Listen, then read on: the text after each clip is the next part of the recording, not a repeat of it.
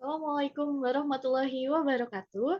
Perkenalkan, nama saya Agnes Nurvita Putri Nugroho dengan NIM G0023-001. Saya dari kelompok A3 atau 2303. Jadi kali ini saya akan menjelaskan mengenai perbedaan sirkulasi fetal dan orang dewasa. Contohnya ada di PFO, TDA, FSD, dan ASD. Oke, kita akan lanjut. Jadi pertama saya akan menjelaskan fetal. Pertama-tama kita akan memulai di ductus venosus. Jadi darah yang tinggi dengan O2 dari umbilicalis bipas, vena hepatica, menuju vena cava inferior. Nanti ductus venosus ini dinamakan sebagai jalur bipas yang akan menuju ke cava inferior kanan. Sebentar, kan vena cava inferior. Nanti di sini nanti ada proses di mana darah yang uh, darah yang kurang O2 dari vena sistemik itu masuk ke antrium kanan, nanti menuju ke ventrikel kanan dan ke arteri pulmoner yang akan bercampur dengan darah yang tinggi dengan O2 dari sel. Kemudian akan masuk ke dalam foramen ovale di atrium kanan, darah yang tinggi O2 dari vena cava inferior dibipas ke atrium kiri dibantu oleh arteri aorta descendens. Kemudian menuju ke percampuran darah yang tinggi O2 dari atrium kiri untuk darah O2 dari vena pulmoner menuju ke ventrikel kiri yang memiliki tiga dia ada di miokardium, 62% arteri karotis subclavia, dia itu ada di ekstremitas atas tubuh manusia. Baik, setelah itu di atrium kiri nanti akan ke arteri pulmoner yang campuran darah dari PCL dan PCS ke ventrikel kanan menuju ke arteri pulmoner. Setelah itu darah dari arteri pulmoner dibipas sebanyak 88% menuju ke aorta descendens melewati ductus arteriosus.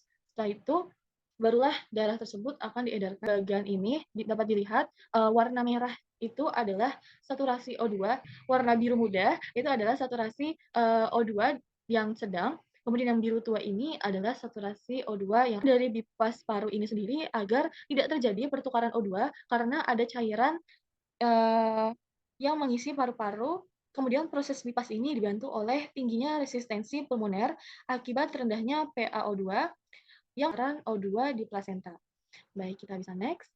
Nah, ini adalah transisi sirkulasi pada menopause. Dari aliran plasenta dengan resistensi yang rendah. Di ini nanti akan dibagi menjadi dua, ada dengan tinggi resistensi vaskular sistemik dan juga ada aliran vena umbilicalis. Di aliran vena umbilicalis nanti ada penutupan dan juga ada penurunan tekanan VCL dan RA. Nah, dari penurunan tekanan VCL dan RA ini mengakibatkan tingginya tekanan dari LA itu sendiri yang akan membuat katup foramen ovale ini terdorong ke septum secundum dan nanti membuat foramen ovale ini menjantung kanan dan kiri lengkap. Kemudian SV dari LV-nya itu tinggi dan RV-nya terendah menjadi SV kiri dan kanan itu seimbang. Kemudian ada hipertrofi LV, kemudian ada dari gaya mekanik kelahiran itu menjadi renggang.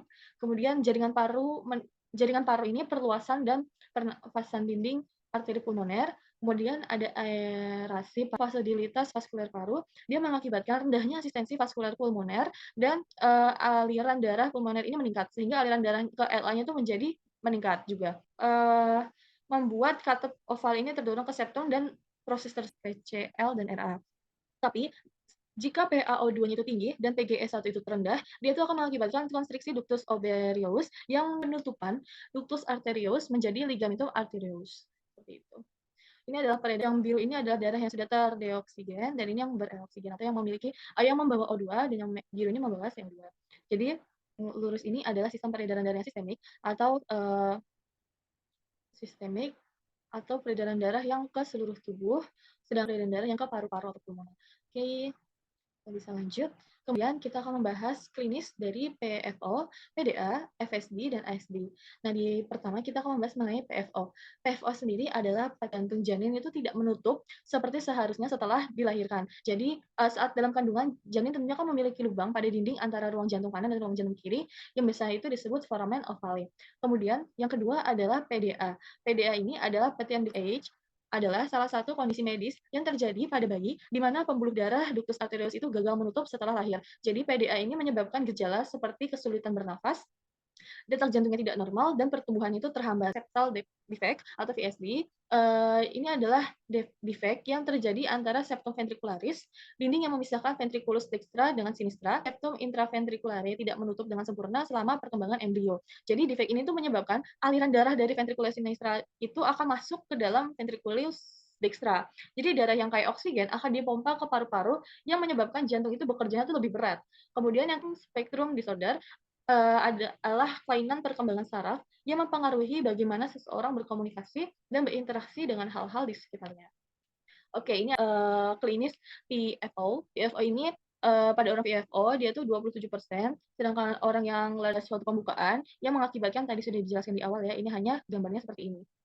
Kemudian yang kedua ada PhD, oh no, PDA. PDA ini di gambar itu bisa terlihat yang mengakibatkan nanti udaranya itu bergabung dan tidak apa namanya yang fatal dan yang nyetel ya. Oke, kita bisa next. Ini ada VSD kongenitalnya ditandai dengan hubungan abnormal antara ventrikel kiri dan kanan jantung sehingga menimbulkan hemodinamik. Jadi seperti ini detail gambarnya. VSD ini merupakan kelainan bawaan yang biasanya tuh sering ditemui pada anak-anak, pada orang dewasa setelah katup aortanya tuh bikuspid. Oke, ini ada tipe-tipenya. Ini ada tipe 1, kemudian ini ada tipe 2, ada tipe 3, lubang foramen familia. Oke, ini ada ASD. AS lebih jelasnya seperti ini. Jadi dia itu ada penyatuan seperti itu. Ini ada jenis-jenis ASD, ada ASD sekundum. Dia tuh bulat berbentuknya tuh lonjong. Kemudian ada sinus venosus ASD. Dia tuh lebih dari satu ASD-nya. Oke, baik. Wassalamualaikum warahmatullahi wabarakatuh.